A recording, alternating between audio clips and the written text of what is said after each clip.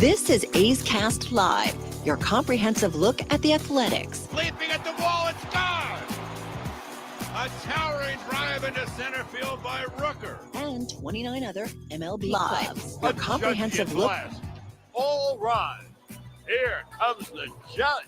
Swung on, hit high, hit deep to right, away back into the second deck. Bobby Witt Jr. becomes the first shortstop in Major League history to have two 30-30 seasons. Shohei Ohtani starts the 50-50 club.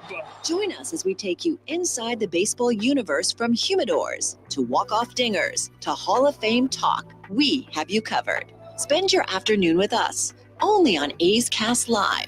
Here's Chris Townsend.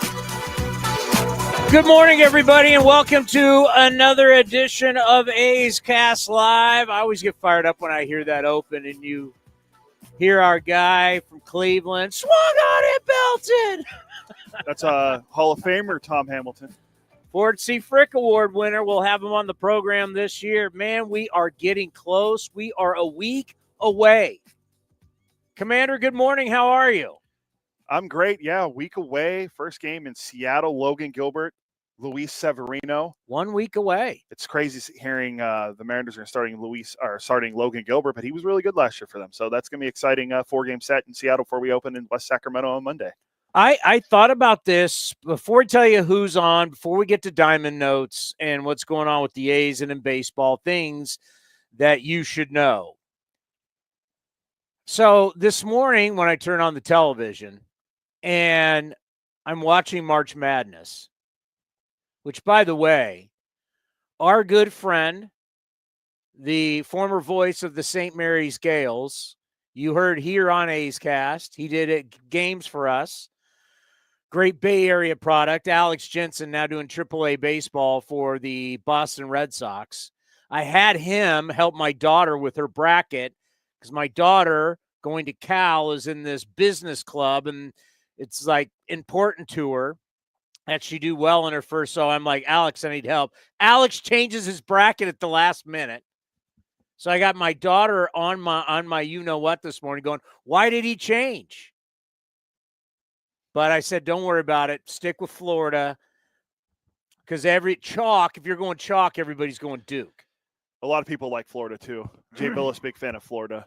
But yeah, I think with Duke, it's because Cooper Flagg, the consensus probably number one overall pick in the draft, if he comes out, is playing in the tournament. He got hurt in the ACC tournament. So I think maybe that's why maybe Alex changed his mind. I don't know. So I was thinking about this morning when I'm watching the NCAA tournament. Did sports in general do itself a disservice by bleeding into each other everywhere now? Because I was thinking about this as we start March Madness today. The opening day is next week. I can go back, years back, where the national championship game, the final game, would be on a Monday night and we would have opening day. And I had watched multiple national championship games from the Coliseum Monday night. So wherever you were in baseball, you were starting that day. It was packed house. National championship game was going on, and that was it. And basketball was over, right? Now, it's inevitable that baseball is so long that it will bleed into the start of, obviously, the NFL. And then, but basketball, hockey on their own. And thinking about, like, the NBA and hockey finishing and baseball's going on. But, man, the way everything bleeds into each other now, no one really has anything to itself. Golf's tried to figure out where they've switched the Players' Championship. They've moved they've moved the PGA Championship because they're trying to get as much out of football season as they can. It's like trying to have moments for yourself to where there's only it gets to a point there's only so many people who watch sports that when everything bleeds together, it's tough to get as many people watching and interested in your deal when you have so much going on. Luckily, I mean, I think March Madness is something that we all love, and it's the finality of every single game. It's, it's none of this, it's a 7-game series. No. It's one game. You go out and you play bad, you are going home. And I think that's something that we've always loved, and the underdog stories and the smaller schools. And here you got, we always know a 5 is going to lose to a 12. It happens every single year. It could be 2 5s lose to a 12. And then we have these small schools, the private schools. There's only a couple thousand people at the school. Next, they're taking down a big team from let's say the SEC or back in the Pac-12 or the Big Ten. I mean, the storylines are great. The NCAA tournament's great. But man, it's just like to have everything going on at the same time. We got NBA, we got NHL, we got baseball starting, we got March Madness. Nothing stands alone. Are we ever going to regret how we've extended boy, we've had to give these players so many days off and so much time. We start baseball in March. Essentially, the baseball season's already started because of the Dodgers and the Cubs in Tokyo. No one really had. I mean, before you know it, NFL camps start up, and we got games. We got college football games going in August. We got football and preseason, and man, things all bleed into each other. Seems like, I mean, it always has in some ways, but more, we've extended the seasons more than ever before, and no one really has anything to themselves. It's crazy. Like crazy how much baseball will bleed into now. It used to be the baseball didn't bleed into the NCAA tournament except like on the night of the title game. Now, my God, we're starting next Thursday. We won't even be at the Elite Eight, and baseball starting. I just looked. The national championship game is April 7th at the in San Antonio at the Alamo Dome. Well, we're playing our second April series 8th, in West 7th Sacramento. used to be back when we used to start the season. We didn't start the season in March. The weather is horrible still around the country, and we're starting the season. We'll already be on our starting our fourth series the night of the national championship game. Does that make sense what I'm saying then? Yeah, because like there's no NFL games during the national championship for football, college football, right? But everything else there is, like the playoff games, everything. There's always something going on. Now, you might have an NBA or an NHL game going on, but people are focusing on. They don't have Monday Night Football. Yeah, so I mean, there's no Monday Night Football. Yeah. So what ends up happening is football has figured it out where we're going to end the season. They've kind of bled into each other because obviously the holidays and everything. But, once we start getting into the college football playoffs and the national championship game, Sundays, the NFL will go to Saturdays. College football stops playing. We have bowl season. But when it comes to the national championship game on Monday, which will always be on a Monday night, football's not playing Monday Night Football. They kind of let each other breathe a little bit. Yeah, you can't. It's not smart for everybody trying to. I get it. You want to make plans and you want to do your schedules and you think that, everybody's going to be watching us, but all of a sudden you start bleeding into everything.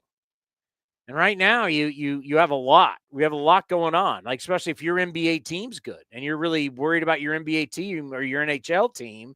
That's now mixing with college basketball, now about to be mixing with baseball. As you just said, I remember there was a time I was watching the national championship game. I want to say it was opening day. Yankees were here. It was Roger Clemens against I can't remember who we were throwing. But I'm like in the press box watching the national championship game while baseball opening day was going on. Crazy.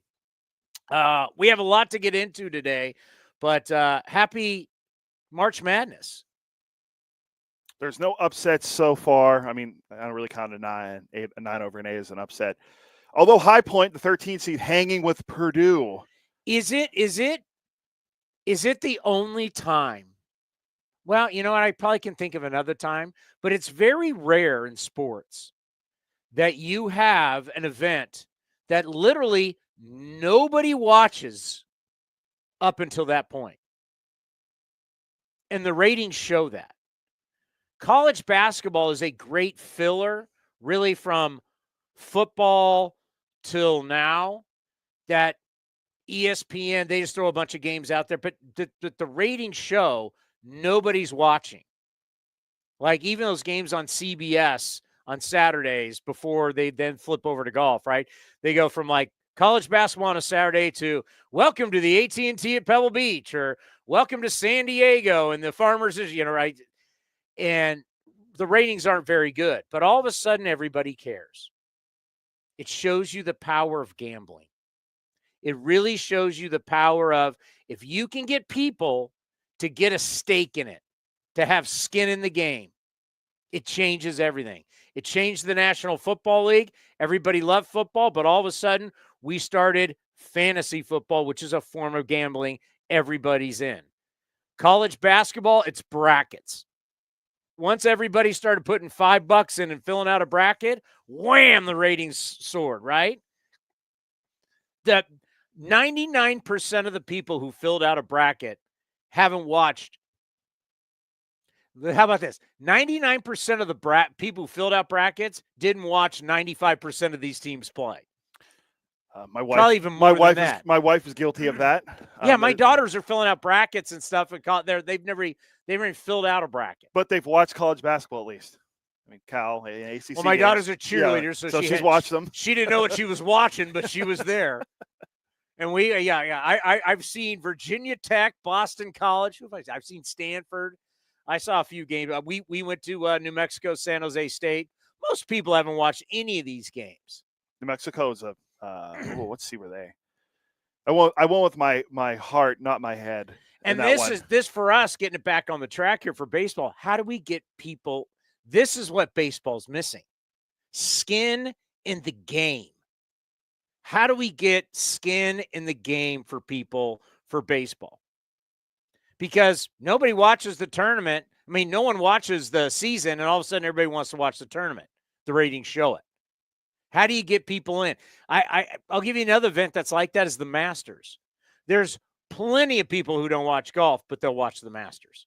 Ratings show it. Masters gets huge ratings on CBS. That's why ESPN bought into it. CBS has had it for all these years.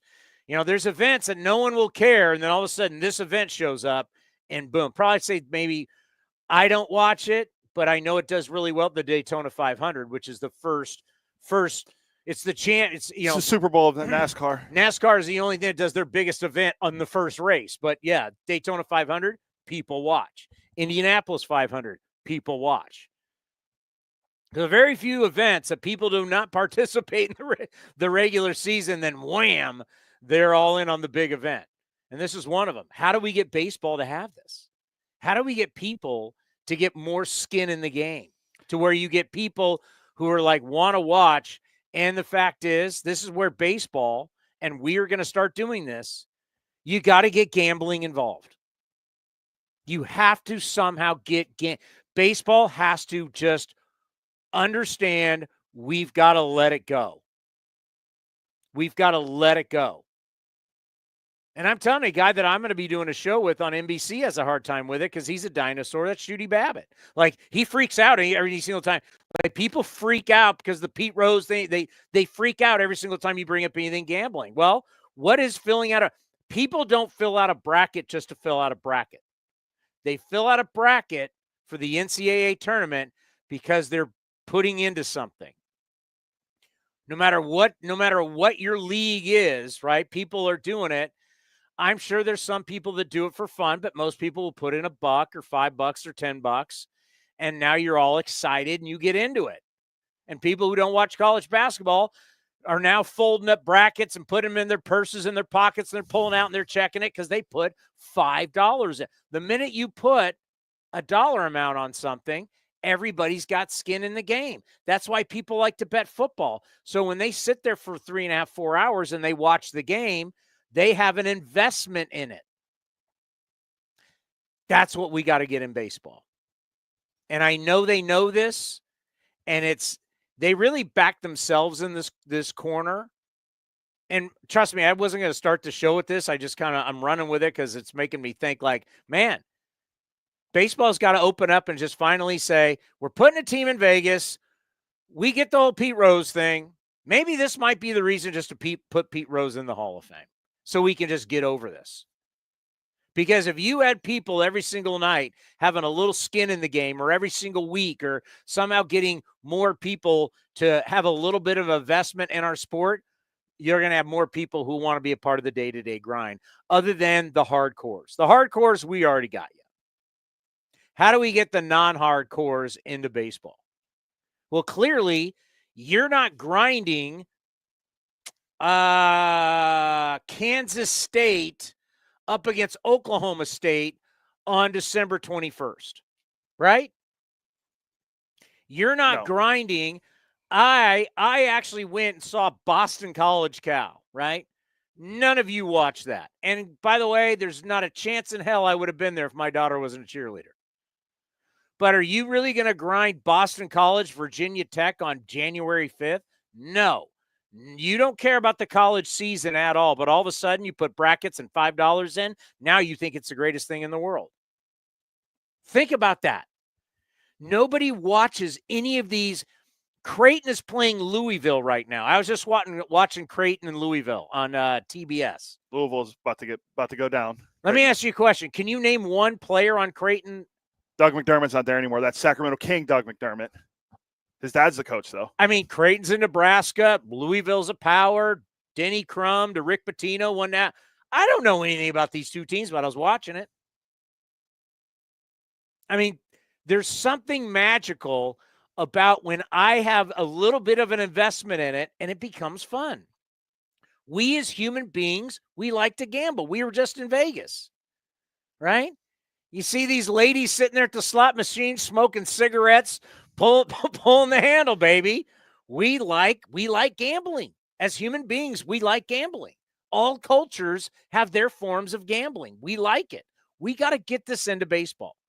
We've got to stop with the gambling can't be in baseball and it's up in every single clubhouse. And you got to get over this. It's why football flew by you. And it's why everybody for the next couple of weeks is going to watch a sport they don't watch all year long, college basketball, because of gambling. Baseball's got to get – so I don't know. I mean, I'm spitballing here, but maybe it's just put Pete Rose in. Let's bite the bullet. It's going to be ugly. It's like tearing off the oldest ugly Band-Aid of all time, and you tear that Band-Aid off and it hurts so bad.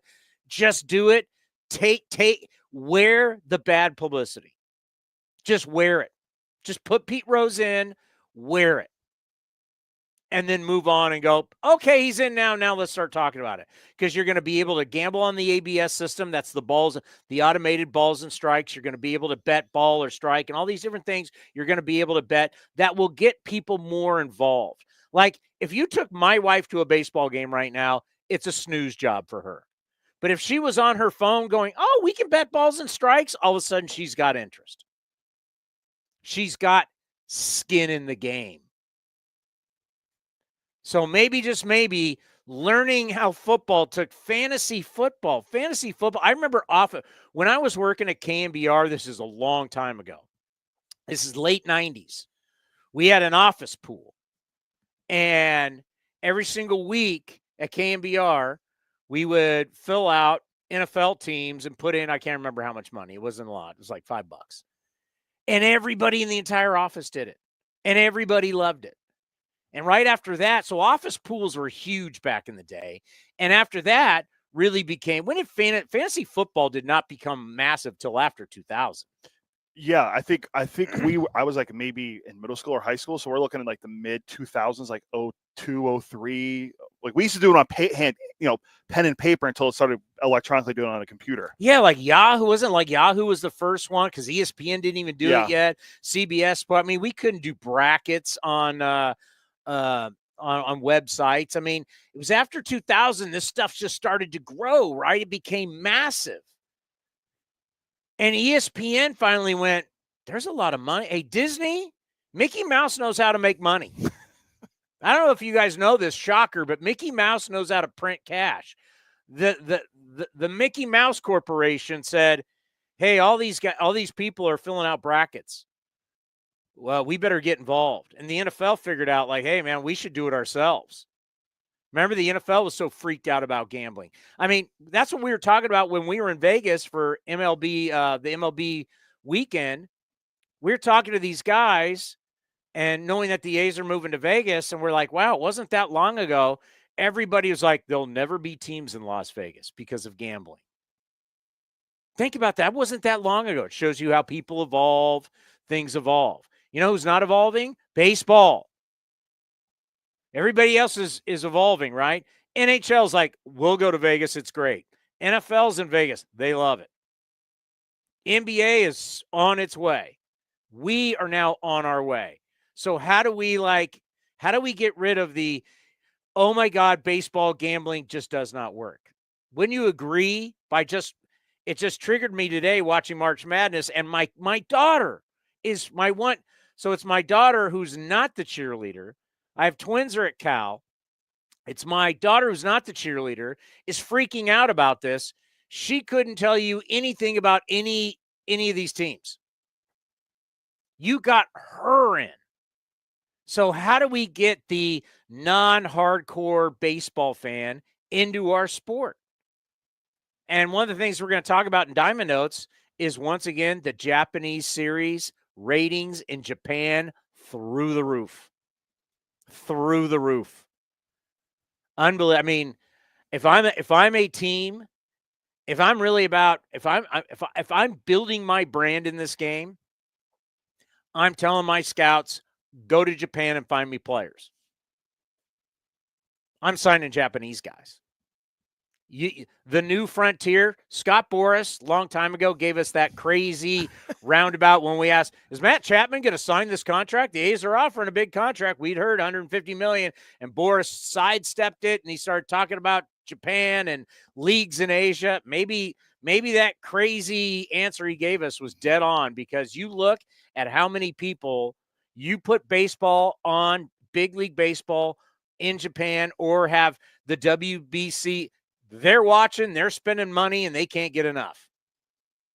Like I was going to say when you were talking, and by the way, when we were big league weekend there in 2019, who were we sponsored by? Wasn't it was MGM or MGM? Why? Because MGM's building a whole gambling city outside of Tokyo.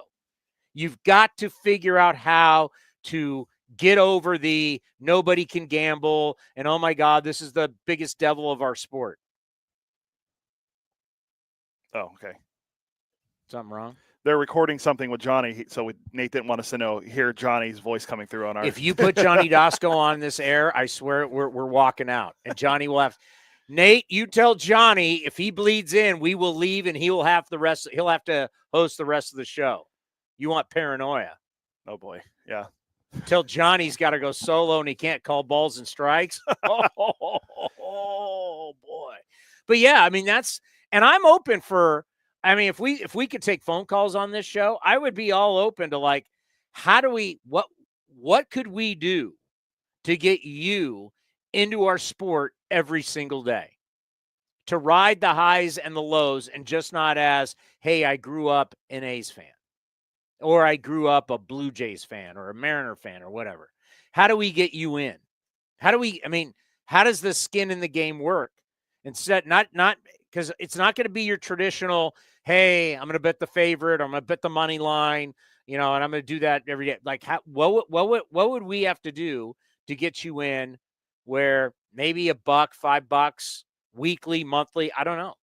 I'd be open for anybody for suggestions of how we change it, but baseball's got to let go. It's like Frozen. Let it go. Let it go. When it comes to gambling, I think a small way to do it, besides like the balls and strikes, is the prop bets that you could do with who's going to hit the first home run in this game, and put like 3 people, 4 people, and you wager like $4 or whatever. And that's a big thing with the NFL and the Super Bowl. People always wait. Like, a big thing is the over/under on the national anthem. Heads or tails? Heads or tails. What color is the Gatorade when it gets dumped on the coach? How long is going to be the national anthem? I mean, you can bet on anything in the Super Bowl, and you're sitting at a Super Bowl party, and you're with a bunch of people, and some people don't even watch football, and they're like, I just like the commercials, but I like to bet on the props. And people have squares, right?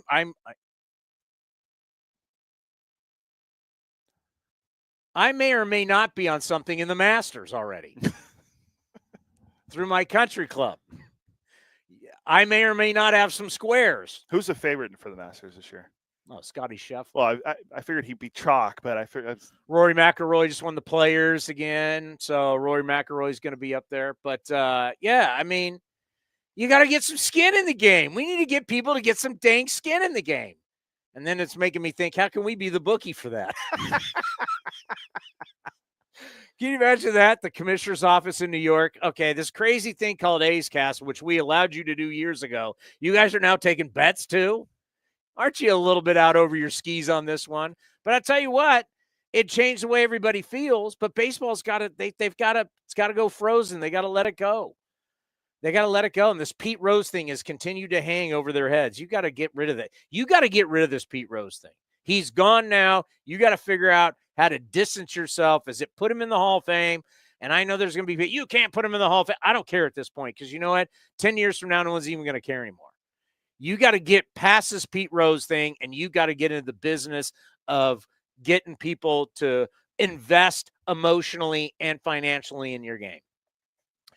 Works for March Madness, works for the NFL. And you know what? For our all of our fans that are, you know, I know all of our fans in Vegas who are listening on the Bull are like, yep, he's right. But on KSTE 650 in Sacramento, tell me, let's talk to the Sacramento Kings people.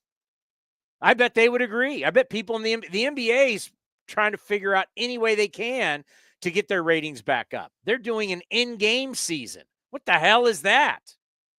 Oh, the NBA in-season tournament? That is the lamest thing, but they're trying to figure – I applaud them for trying to drum up interest. That's what you're doing. You're trying to spice it up. You're trying to spice up your game. They're at playing. If you would have said years ago the NBA is going to copy college and have play-in games, play-in series, you would have said no way. They're trying to drum up interest.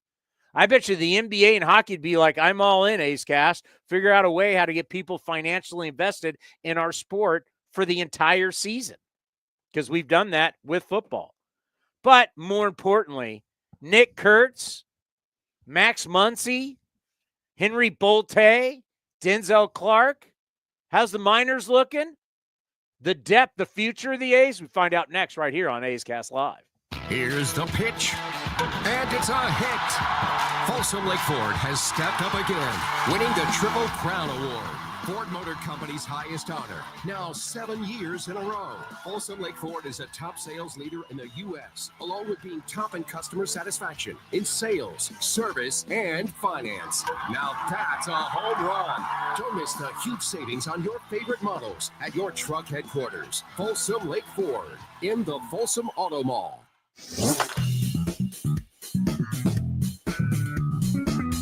A's starting pitcher Luis Severino joined Towny on A's Cast Live in Mesa and discussed his role as a veteran leader in the clubhouse. For me, just learning from the guys that like when I was younger, you know, Cesar Sabathia, Ivan Nova, Michael Pineda, I played with Aero. So those guys teach me how it was, you know, how it is to be in the big leagues. So I would try to do the same thing with those guys, you know, if they need me. You know, when my first year, you know, I was trying to impress everybody, you know. So right now, it's just, you know, trying to get ready for the season. So if I need to talk to those guys and let them know, you know, you don't have to be 100% every time. You don't have to go 100% every time, you know.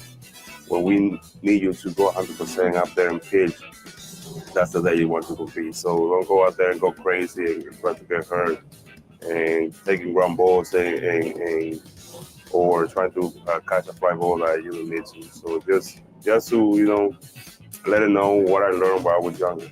You can watch the full interview at youtube.com/athletics or listen at athletics.com/AceCast.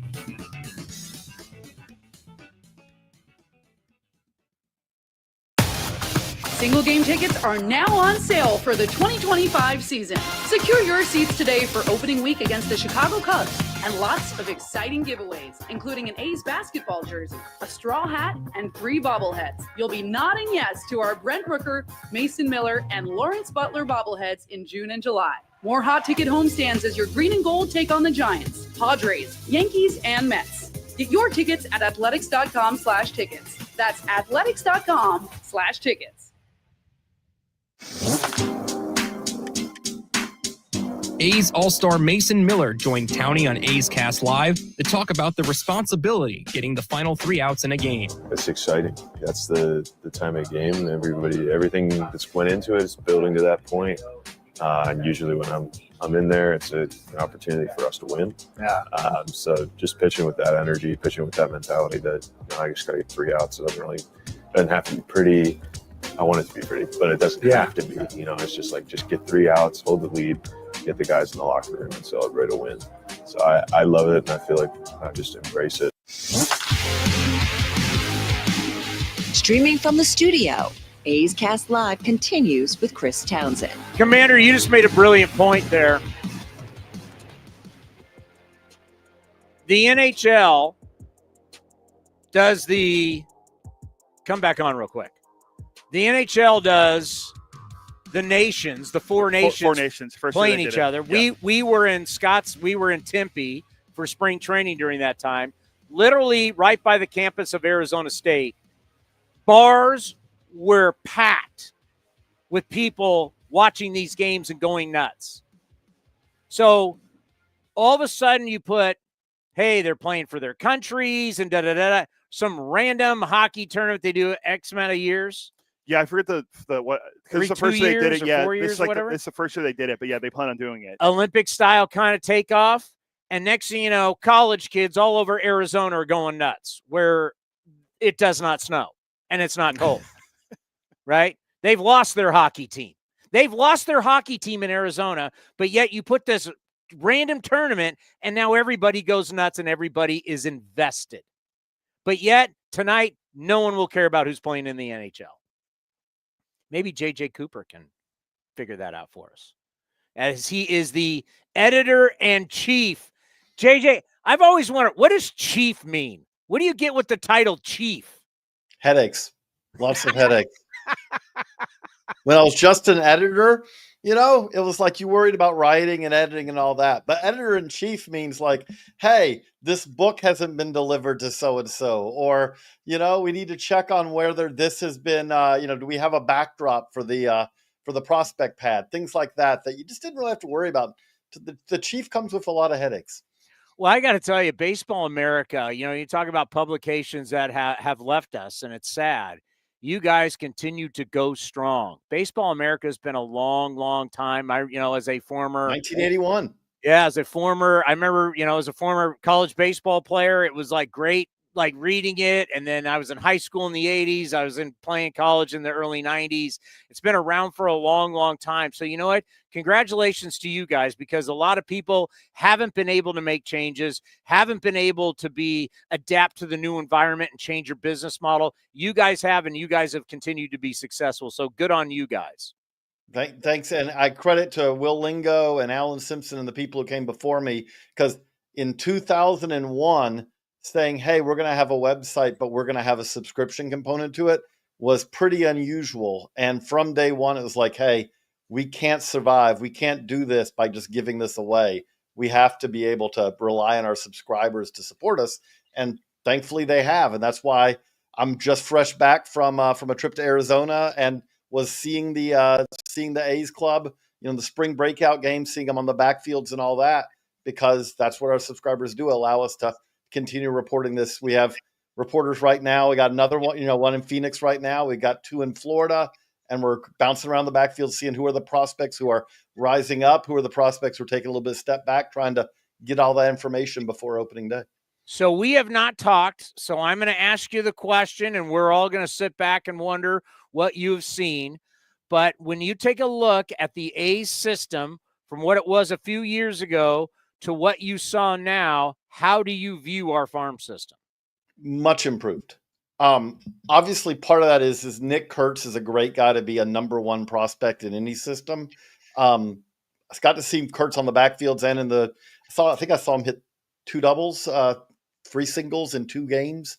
But more importantly, when I was talking to people, both with the A's, but more importantly, probably scouts, other teams, personnel, and they're just like, this dude's going to hit. There's almost no question that Nick Kurtz is going to hit. It doesn't mean he's a fully finished product. It doesn't mean that he's going to be the best he'll ever be in 2025 or anything like that. but there's just extreme confidence that this guy is going. Let's just look. If you look around, there are not a ton of great first basemen in baseball right now.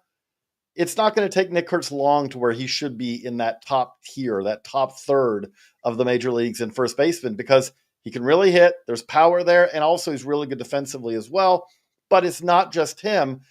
I remember a couple of years ago, being on the backfield, seeing, the A's, and it's like, man, I'm running out of guys that are interesting pretty quickly here. Wow. You look at it now. I watched them in that spring breakout game against the Padres. Padres are a team that's always producing guys. And they still do have a Leo DeVries. They have an Ethan Salas. But the talent level on that field was very clearly the A's had more talent on that field than the Padres did. And it's not, that's not me saying that. That's anyone you talk to who was there, scouts who were there. It's like, no, there's more guys on the A side. Now, again, that doesn't mean you wouldn't want to have a Leo DeVries, a shortstop who's going to be probably in high A this year at an age where a lot of guys his age are being drafted. Okay, that's really good. But you look at what this A's team has right now. You look at, I think that there's some diversity of the talent. Like they've got outfielders, they got infielders, they've got, you got a guy like Jacob Wilson who still qualifies as the prospect, who's obviously the everyday shortstop. So you got a middle infielder there who's going to hit. He's going to hit for average, not going to swing and miss much. You've got a Nick Kurtz at first base. You've already got a Lawrence Butler who just broke through last year. But you add to that, they have some other outfielders. I think Colby Thomas is really interesting. I think that they've got multiple outfielders. Denzel Clark in that breakout game made a really good catch. And you're like, well, that's not really the best catch he's made this spring, because he had that ball where he went up over the fence to bring back in. There's, then you got a guy, we had a piece today or yesterday, I think it was, about Gunnar Hoglund. And I'm not going to tell you that Gunnar Hoglund's one of the best prospects in baseball or anything like that. But Gunnar Hoglund, his stuff looks more like what we saw when he was in college. That stuff has taken a step back where you're like, okay, I wouldn't be surprised at all to see Gunnar Hoglund pitch in the big leagues for the A's this year. And if you'd have asked me that at this time last year, I'd have said, no, I don't think he's going to be a big leaguer. Going back to Nick Kurtz, it's hard not to fall in love with him. We've had him on the show multiple times. We have tried to explain to people, because it's really hard for sports fans to think that college sports can be more developed than pro sports. And to the people that don't live in the deep South, or if you don't live in Big Ten country, you may not understand how much money these universities have and the conferences and their TV contracts. And then you see that it filters down to all the sports. And then I've tried to explain how Wake Forest even works with their hospital and future orthopedic surgeons. Are like, Wake Forest is a highly developed Vanderbilt. There's some of these schools, they've got money, they've got technology. So they're training their kids, obviously, to win games while they're in school. But when you end up getting them, the stuff that they have is far better than what we'll have in the minor leagues. And at one point, it was more sophisticated than some teams in the big leagues. So when you get a guy like Nick Kurtz and you listen to him, how mature he is, you realize how smart, how developed his eye, he knows the strike zone. As you said, he can hit, he can play deep. It's hard for me not to get excited when people go, oh, well, maybe he'll come up in September. I'm like, September? If this kid just rips it up, I don't know how. How can you keep him in the minor league? Mid-season. I would say mid-season. There's no reason to rush him more than that, but if he goes out and does what you expect him to do, look at what Jacob Wilson did last year. Jacob Wilson is coming out of Grand Canyon, which, hey, improving a program that has gone from 0 to 50 in a really fast time. But Grand Canyon's not Wake Forest. Grand Canyon's not in the ACC, not in the SEC. And Jacob Wilson flew through the minors, and boom, he's ready for the big leagues. He had the defensive component of he's a shortstop. Nick Kurtz has mastered first base. I'm not saying he won't get better at it, but first base is a position that's tougher than most people think it is. Wash will tell him it's hard. It's really hard. But it's also something that it's not a position where if you've been playing it and you're good at it, that you're like, oh, the jump to the big leagues is going to be a whole different level. Actually, in the big leagues, the throws will be closer to the bag. You'll probably have less times that you're going over your head trying to rein in a throw as you would have in college or you would in low A. So you take that out of it. If he goes out and hits by mid-season, pretty plausible to say, like, we wrote about this before the season ever started, this spring training ever started. It's like, I kind of look at, if you're like a Tyler Soderstrom, right?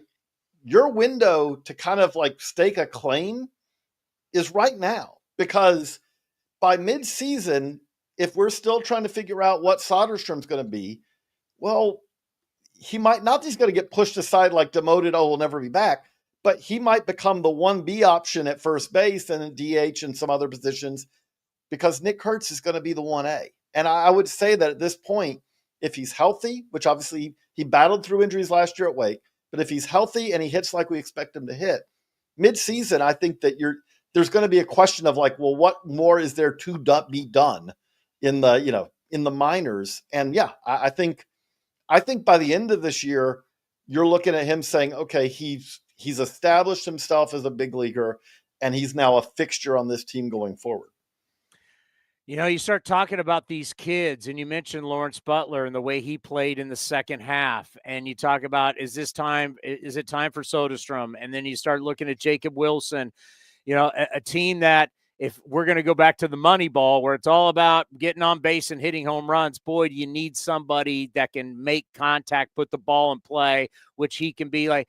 And hopefully Zach Geloff gets back on track, because he has the skill set, as we saw when he first came up, to be a terrific player. I mean, he's got the athleticism, the power, maybe to be a star someday.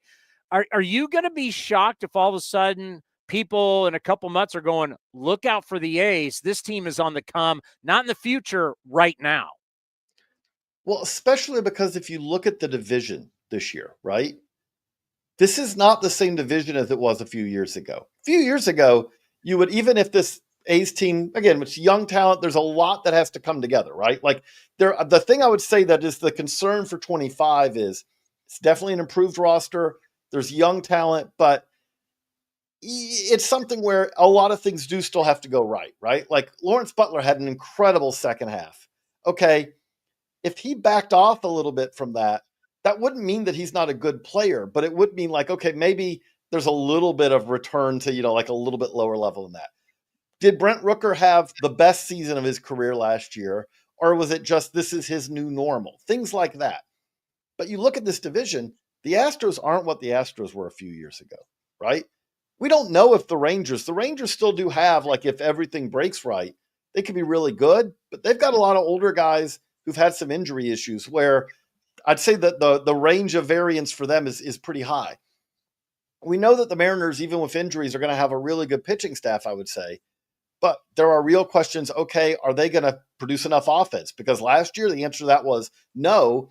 And they really didn't do a ton. They've got a lot of young prospects who are maybe a year away. Great farm system.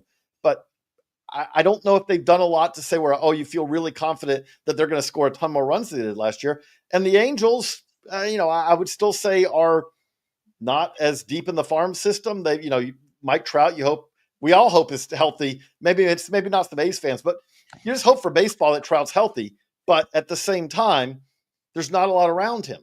So you look at the division and you say, this is a much more gettable division than it was like a few years ago.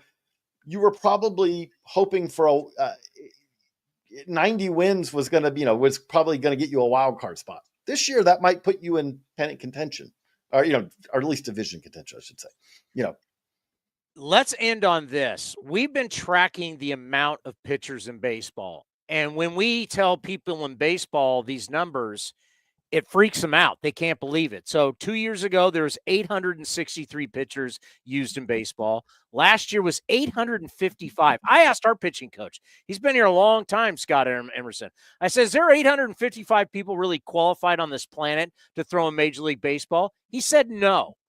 Knowing that we are turning and burning, we don't want starters to face a lineup a third time. Guys are getting hurt. Throw harder. Mason Miller said recently that, hey, I've never tried to chase velocity. We got everybody with these plyo balls, chasing velocity, unnatural velocity. It's crazy with pitching, but we just know the amount of the volume of pitchers being used in Major League Baseball has changed everything. How does it change for you guys covering the sport and prospects? Because guys are going up and down, and it's unbelievable. A couple of ways. One, it makes it really hard to rank relievers because you want to rank. There was a time where we wanted to basically make sure that we do a top 30 and then we go to really 40 in the offseason. Even with that, there are still going to be relievers that we don't write up because we would just have a reliever top prospect list, right? Because the number of guys who come up and it's like, and give you a month, and then go back down. I have a stat with this that I love, which is the 1993 Braves, which this is truly the opposite of the spectrum. 1993 Braves won 104 games. They used 13 pitchers all season. That's what's up at any moment right now. And every team is using, most teams are using 40 guys, right? 40, 45 guys now during the season. But the other way it's changed is different. I would say it is amazing to me that hitters are able to hit still in any way, shape, or form. Because I'm been around for longer than I would like to admit. I've been going to backfields and all I've been at Baseball America for 22, coming on 23 years now, right? And it used to be, if I saw a pitcher who threw 96 or 97, that by itself was reason to write him down, dive in a little further. I don't care what his delivery looked like. I don't care what his breaking ball looked like. That was just meant that he had a plus fastball. And if a guy had a plus fastball, you at least have to pay attention to him a little bit. I'm on the backfields last week, and everywhere you turn, there are guys who are 96, 97. I'm talking guys who aren't considered elite prospects in any way, shape, or form. That's just kind of almost normal. Like Arkansas, 4 weeks into the college season, you were talking about how good these college teams are now. 4 weeks into the college season, Arkansas had 5 players who've touched 97 or higher this year on their pitching staff, college staff. If you go back 10 years, the Twins and Blue Jays didn't have 5 guys touch 97 in their big league staffs for the entirety of the year. So we have college teams who have harder throwing staffs than we had in the big leagues a decade ago. That's how crazy this is going. The human beings are evolving. You saw Mason Miller. I didn't know. I saw the first time I saw 100. I've been chasing. I wanted to see 100 miles an hour. And Aroldis Chapman, when he was in Louisville, right before he came up, I went from having never seen 100 to seeing 103. I jumped straight from 99 to a 103 on my gun. Took a picture of it with my flip phone because I still had a flip phone at that time. And you go from that to now, I think we've hit 10, 15 players in college baseball who've touched 100 this year. I saw Luis May in the spring breakout game was throwing 102, and it was not the 102 that was notable for the Reds. It was the fact that it was with incredible sink and he was just breaking bats like he was taking a chainsaw to him. That's the game now. It is an incredibly talented game, but also does carry with it a lot of risk that we have a lot of guys getting hurt because it's really hard to throw 100 miles an hour. Your elbow ligament does not like that a whole lot. Yeah, Ray Fosse used to always remind us, with the beloved Ray, that in the 1974 World Series against the Dodgers, they used 5 total pitchers. 5. Not in a game. Not like we see now where you can have 5, 6, 7. 5 pitchers the entire World Series. And that's one of the ways I would say that this has changed. One of the things that has really changed, I think, in baseball, and I'm not going to put a value judgment for good or bad, but it used to be you had the late career Livan Hernandez's as 5th starters on teams. If someone wants to look up Livan Hernandez and what he did with the Twins and the Rockies and all late in his career, that guy's job was to go out there and give you a 5.5 ERA, right? You knew you weren't getting better than that. He was going to give up 1.5, hits per, inning almost, but he would give you 7 innings and you would leave after that 7th. And it would be, you're hoping it would be, you were up 5-4 or you were down 5-4, right? That guy doesn't really exist now. Now, instead of putting a Livan Hernandez, who was making good money doing that, $10 million probably plus as a veteran, now it's that's a bullpen game. And that does make it tougher for hitters, but it also makes it tougher for bullpens and staffs too, because now you're asking, instead of it being look, the bullpen's going to get the night off, Livan's going to go 7, we might be out of the game by the time he's out, but he's going to soak up those innings. Guys don't soak up innings anymore. Instead, it's going to be this guy will give you 3, then this guy will give you 2, then this guy will give you 1, and then that guy, and we'll bring 2 guys down, and we'll bring 2 more guys up tomorrow to have new fresh arms to help us for the next game. Well, congratulations on all the success. We talk about you all the time. All of our viewers and listeners need to sign up because your guys' coverage still is the best in baseball. So congratulations. Keep doing what you're doing. Nobody's better. And you're the chief. That's the thing. You're the chief. I'm going to go take some Advil, like I said now. Get the headache, out for the rest of the day. Hey, thank you so much. We'll talk to you later in the season. Thank you, Chris. The great J.J. Cooper right here on A's Cast Live. And yes, Baseball America, it's been, like I said, I remember being. What he said there's a lot to chew on. And I know we got to get to the A's notes for today and Diamond notes, but man, there's a lot to chew on there. That the game is just, it's like when they go back and they show you the average weight of Lombardi's offensive line compared to the offensive line in today's Super Bowl. The Green Bay Packers were the standard. Their guys were weighing 245 pounds. Now it's 320 or whatever. Just the evolution of people, like the fastest 100 meters back then and what it is now. The Olympic records that break every 4 years, people, whether it's on the track, in the pool, whatever, they're breaking the records. Human beings just continue to get faster and faster and faster. But where our sport changes is like we figured out how to go faster, but we can't figure out how to stay healthy. So we're chasing velocity, but we're doing it at a cost. Like if I'm going faster in the pool, I'm not going to get hurt and have surgery and be out for the year and never know if I'm ever going to be good again. If I'm running the hurdles or I'm running whatever I'm running on the track in the Olympics, yes, you could get hurt, but everybody's blowing out their knees and their career's over.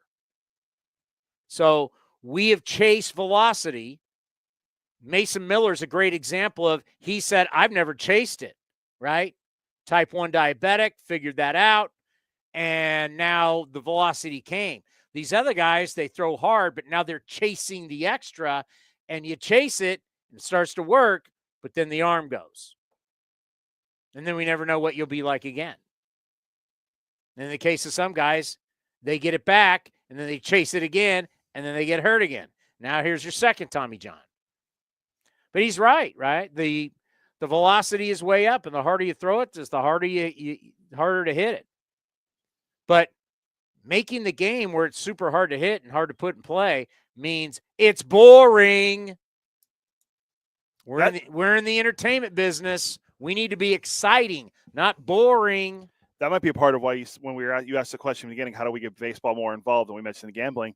Yeah, people want to see guys throw 100, but they also want to see guys hit the ball that goes 100, not strike out and not put the ball in play. Nobody's paying a lot of money to just watch guys strike out and guys throw hard. Like the novelty of guys throwing hard is worn off because everybody does it. So it's not something that, do I want to shell out family of 4, pack everybody in the car, pay for parking, pay for tickets, and to watch people just strike out? No. So I don't care what the baseball nerds think. Baseball nerds are not good at business. Even though they have these fancy degrees and some took business classes, these front offices, all they care about is winning games. That's their job. I get it. But somebody has to protect the sport from them because they've made the sport boring. Great. Everybody throws 97 miles an hour and above. No one can hit. We had like 8 dudes hit over 300 last year. We have a bunch of unproductive hitters that were put in the lineup every single day. You look at lineups. Last year at the Coliseum, you look up and everybody's hitting 220. What's exciting about that? In the end, the sport has to grow and prosper. So we went from, getting on base. Got to get people get on base, right? Batting average is overrated. Well, now, if you look at the market and what's not in the market, the inefficiency in the market now is guys who can make contact. So if you got a guy who can make contact, it's like, great. We have a guy like that, a guy who can make contact. Because that's the inefficiency right now, is guys who can make contact on a consistent basis. We can find you a bazillion guys who look great in a uniform and punch out time and time and time again. The inefficiency in the market. We're always looking to like how we manipulate the market.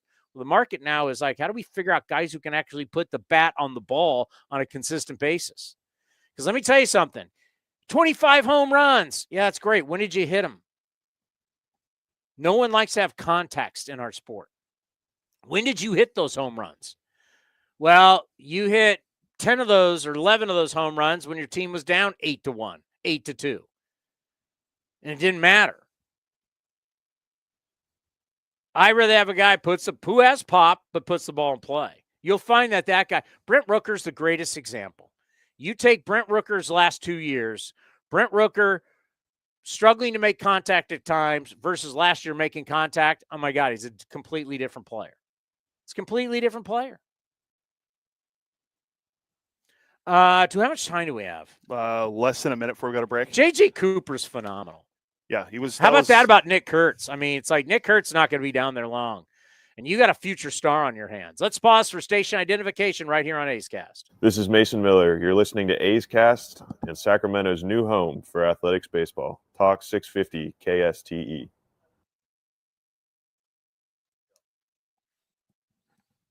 I was telling you to pause so we didn't go over the idea that they're playing on there. I'm playing that on our end, so we don't have dead air on the video stream. So we don't know what the radio stations are playing. No, we just hear the music that Nate's playing in the studio. Remember, A's Cast, we just talked and did whatever we wanted. We were Jim Harbaugh. I wish, God, can we get that liner? We're the 49ers. We can do whatever we want. Sure, we can find it somewhere. Yeah, we used to do whatever we want. Now we're back on terrestrial radio. We've been regulated. Yep. IDs, we got regulations. Breaks. Yeah. Clocks. Station ID. What's that? What? We're doing that again? I thought we got out of it. No, we're back. You know what? Just when I thought I got out of terrestrial radio, they sucked me back in. They sucked me back in. X-rays on Geloff are good. They're negative on his right hand. He got hit. Not good news on Otanez. He's going to get shut down for 10 days. So he's going to start the season on the IL. So those are the two biggies that we have for Diamond Notes. We'll try and get to that. Coming up next, we will be breaking down everybody in the West. We're going to break down the Angels. Rhett Bollinger is going to be here. Covers the Angels for MLB.com. Make sure I get in what the hell happened to his Trojans first year in the Big Ten. He's a big USC honk. And his Trojans did not represent us West Coast people very well. We'll get into can Mike Trout stay healthy? How sad is that? Right here on A's Cast Live. Single game tickets are now on sale for the 2025 season. Secure your seats today for opening week against the Chicago Cubs and lots of exciting giveaways, including an A's basketball jersey, a straw hat, and 3 bobbleheads. You'll be nodding yes to our Brent Rooker, Mason Miller, and Lawrence Butler bobbleheads in June and July. More hot ticket homestands as your green and gold take on the Giants, Padres, Yankees, and Mets. Get your tickets at athletics.com/tickets. That's athletics.com/tickets.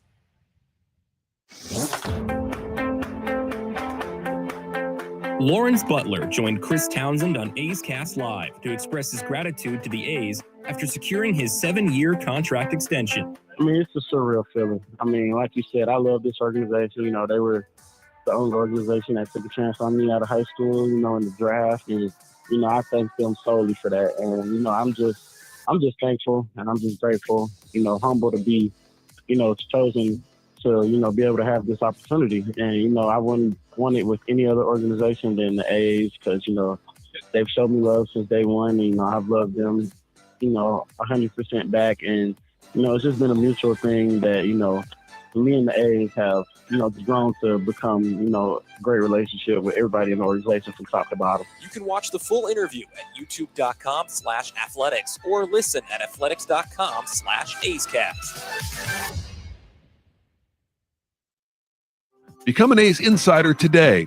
Visit athletics.com/newsletter and sign up to receive the latest team highlights, up-to-date news, features, and more, all delivered free to your inbox. That's athletics.com/newsletter.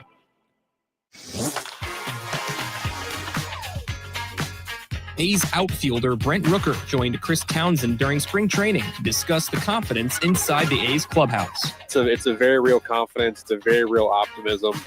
It's unique in that it's a confidence that also comes with the knowledge that we haven't proven anything yet, and we know that people on the outside still don't believe in us, but we believe in ourselves and we believe in each other, and we are at a very cool crossroads of being hungry to compete, wanting to compete, and knowing that we can compete while also being confident what the future looks like. So it's a cool feeling inside the clubhouse right now. Guys are working really hard.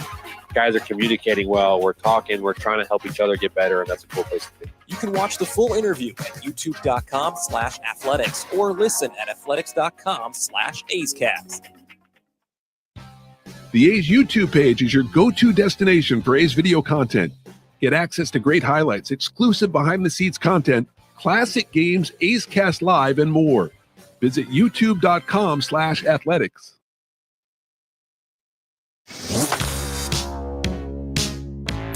A's Cast Live continues from the studio. Here's Chris Townsend. All right, we're going to preview the Angels, and I'm upset about something.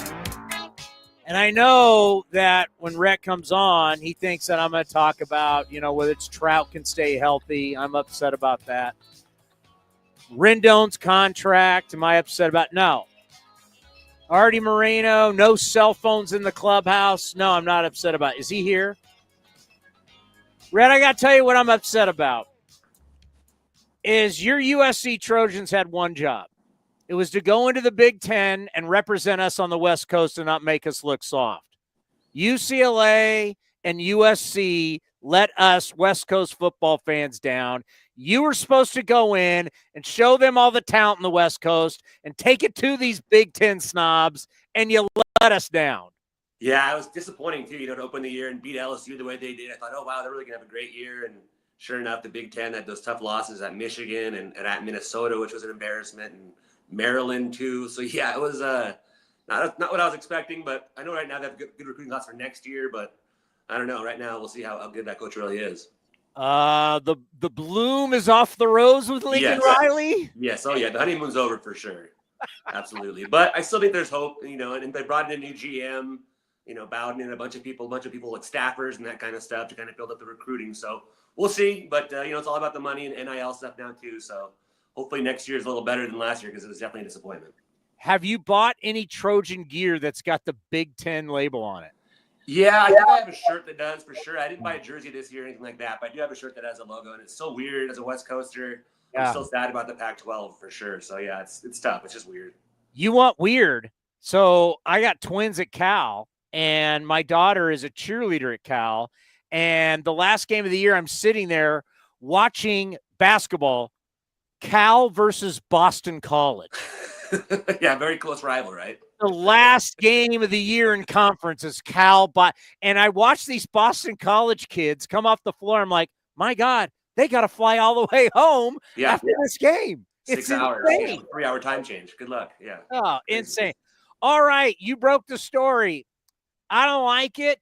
I get, I remember when Harbaugh, speaking of football, Harbaugh said, all right, guys, put your cell phones away, but we'll give you cell phone time. You can have the no cell phones. I mean, and I know a bunch of the old schoolers love it, but it's like, if you get off to a bad start and you start implementing these archaic policies, what do you think? No cell phones, Ron Washington, and the clubhouse for the Angels. Yeah, it's definitely interesting. I remember when I covered the Twins, Paul Molitor tried it too one year, and it didn't really work out, to be honest. So I think this rule, it's one of those things where guys can still be on their cell phones if we're outside the clubhouse.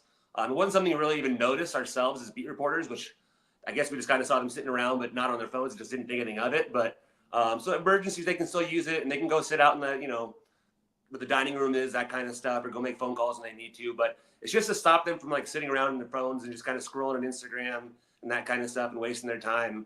They kind of want to be able to go out there and kind of interact more. And really, they have a really nice new minor league facility they renovated for the major leaguers. It's got all this performance center stuff for them. So it's a reason for them to kind of not be in the clubhouse and kind of go out there and get their work in and interact. But I think it's a little overblown because they can still use their cell phones in areas that aren't in the clubhouse, and they can still check it, if they have a family member or a emergency or something like that. They just don't want them sitting around scrolling mindlessly on their phones. So we'll see how the players end up. So far, so good. Trout, I talked to a bunch of the guys. They said it's gone over well. Nobody's had any issues. It's a $500 fine if you get caught. So we'll see, as the season goes along, because they want to keep it in season 2. But at least over the last month, it has worked out. Mike Trout was on the way to being an all-time great. He was. I mean, his numbers right now, if he retired, he gets right in. First ballot Hall of Famer. He's over an 80 WAR. I get it. But he had the opportunity, still does, to get up to that level. When you start looking at WARs that are well over 100, you're in the who's who of baseball Hall of Famers. Just what is it like covering him, where it seems like there was the joke about putting bubble wrap around him. What is it like showing up every day where it's just like, is he healthy? Is he okay? I mean, that's a tough way to live. It really is. It really started, 2020 was so tough with the shortened year. And then the next year he gets hurt, and the next year, and the next year, and the next year. He really hasn't been healthy since 2019. And even that year, he had a thing in his foot that ended his season as well that September. So it's been a long time. And so, yeah, it seems like every time just something out of nowhere too, right? It's that last year, the knee injury, didn't even know how he did it. Apparently it was on a swing early in the year. And then the year before that, there's the hamate bone on the swing. It was totally just a fluke thing. So, and even the one time when he hurt his calf, it was running a pop-up, at second base. So we'll see. Obviously, the big move to right field is going to be the thing this year to talk about and see how that goes. We'll see. I mean, is it really that much less wear and tear? Torrey Hunter said it is when I talked to him, and Trout said so far in spring he has noticed a difference, less running than in center field. But, really he hasn't been hurt in the outfield at all anyway. It's mostly been hitting or fluke-type things. So you're right. It's kind of, you're always on eggshells. Like, is today the day that we get the bad news for Mike? And the hard thing, too, is Mike, he does care. He's one of those guys, last year, both times he hurt himself, we talked to us, he was like fighting back tears. So you feel for the guy. He wants to be out there for his teammates. He wants to, have that legacy as being one of the all-time greats. And it just hasn't been that way, right? Even MLB Network had him this year as like the 39th best player. Even in fantasy baseball, he used to be number 1. Now he's in the top 100, So it's sad in a lot of ways. But, he's 33. We've seen a lot of guys play well in their late 30s. Hopefully this was just a really bad luck, run of bad luck here, and he'll get it going. That's always the hope, fingers crossed. But history tells us that the injuries have kind of piled up and probably are more likely to happen. But for everybody's sake, and really for baseball's sake, I think it'd be great if he was healthy, because he does mean so much to the game, and it has been so tough to see him deal with these injuries the last few years. All right, so like with us, we're starting to see the kids grow up, and as the kids grow up, they get to a point to where they feel like, I'm tired of losing. I want to start winning. I want to start beating up on people, and they start getting it. So we got that going with our camp with some of our guys. I think like O'Hoppe and Neto and Shonwell and these guys. Talk to us about the young players that they've been in the big leagues. They've had it handed to them. Are they now ready to make that next leap, and they're ready to start taking it to people? Yeah, it's going to be interesting to see at least. You never know if they're going to have any sophomore slumps and that kind of stuff. But at least they finally have that young core. For so long, it was just throwing veterans at a team that had, Towny and Trout and Rendon, and they never really ever healthy together. And so at least now they kind of have a young core to build around. I think Zach Neto is the best of the bunch, coming off a shoulder injury, but he'll be back in probably early April. O'Hoppe, I think, is a very good catcher. Could even be an all-star caliber guy. Shannywell, trying to develop some of that power. And then Ben Joyce is that fireballing, he throws so hard, is 104, 105 mile per hour setup guy, but same thing, injury concerns with him. They brought in Kenley Jansen to kind of help mentor him and kind of ease that burden. So there are some guys to kind of build around. Joe Adell was a top prospect. He hasn't really panned out to be that guy, but he still contributes. Same with Mickey Moniak. They're still in their mid-20s too, but it's really more about Neto and O'Hoppe and Shannywell and Joyce in that mix. And then Jose Soriano is kind of late 20s, very good pitcher. Jack Kohanowitz had a great rookie year last year. He's in the mix for the 5th starter. Reed Detmers is a lot younger than people realize, but he's coming off a disaster of a year. But 2 years ago was very good at a 3.77 ERA through a no-hitter. So there's some stuff to at least look at here. And then the farm system, it's not highly rated, but they've got some guys they like, especially from the trade they made with the Phillies last year, getting Sam Eldegari and George Klassen. And they did a good job with the Red Sox trade for Luis Garcia, and got Matthew Lugo has had a great spring for them as an outfielder. Nico Cavadas, who's a power hitting kind of DH probably, and a really good reliever in Ryan Zephyr-John. So at least there's some of these names now that some of these guys have gotten trades. Could they have, had a really great core of young guys that they traded Ohtani a few years ago and cashed in? Of course, but they have what they have. And I do think at least it's building towards something. Will we see it this year in terms of, I think it'll be better than they were last year as a team, but are they going to be contenders? Probably not, unless everything breaks right. But I do think at least if you glimpse into the next season, and then especially once Rendon's contracts off the books after next year finally, then they can invest that money into other players. Because say what you want to say about Artie, he does spend generally. He doesn't go over the luxury tax very often, but he does still spend. And he didn't have to spend this offseason, and he still went out and got some veterans to help out, like Kikuchi and Jansen. They traded for Soler. So there is at least some veteran guys, Travis Arnaud to mentor Hoppy. So there's a plan in place to have these guys that are the veterans kind of mentor them and ease the burden for them and then kind of build from there. So I think it's more likely we see it next year or the year after, but at least there's a core now. When your wife breaks up with you, you want her to start dating somebody that's on the East Coast. Yeah. Right? You don't want to have to see them at dinner. You don't have to see them at parties, Christmas parties. And, of course, that kind of leads to Ohtani, which, same market. Obviously, I try and tell people all the time, Orange County is not Los Angeles. Yeah. A lot of people try. It's different, but still it's the same market. Just how tough is that to watch 50-50, the World Series? Dodgers are riding high. Kind of that cloud hangs over the Halos. Yeah, I feel for the Angels fans, truthfully. They've been through a lot the last decade. Haven't seen their team win a playoff game, in over a decade now. I think 2014, and then they haven't even been in the playoffs, longest drought in MLB. And they're in a big market. They should be competing every year. They've had Mike Trout and Ohtani in the same team, and obviously Rendon, but they were never ever healthy together. Just the number of games they're actually on the field together was less than 50%. And even when Trout was good, Ohtani had an off year. Ohtani was good, and then Trout was hurt. So the fans had a rough go, and then to see him sign with the Rivals the way he did, and then have that season, like you said, that was win MVP as a DH and 50-50, and then win the World Series too. And that was kind of the one thing Angel fans at least had over Dodger fans was, hey, at least we won a World Series in 2002. It was a full season and not one of those shortened ones in 2020. And now the Dodger fans are like, hey, look, we got your guy and we won a World Series and we're a juggernaut who's just going to keep spending and continue to win, seems like forever. So, it's tough. I think a lot of people, Angel fans, are a little bit disgruntled, or not a little, a lot disgruntled, and very, we'll see how their attendance is this year and that kind of stuff, because it's hard because the Dodgers are just a juggernaut, probably going to sell out a lot of their games. And to see Ohtani go over there and do that is definitely tough for the organization and for the fans too. Hey, we always appreciate the time, especially towards the end of spring training. I know you're very busy. We will talk to you a lot this season. Sounds By the good. way, All right. A's Cast has moved. We're now going to be the NBC pre- and post-game show. Cool. So when you come on, it's going to be a lot more coverage, but we always like it. And as you said, fight on. All Next right. year, you better be better in I the better Big Ten. All righty. Thanks for All right, having you me on. take care. All right, you too.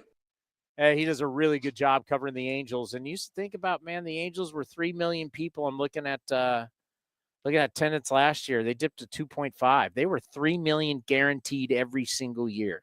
And you think about that.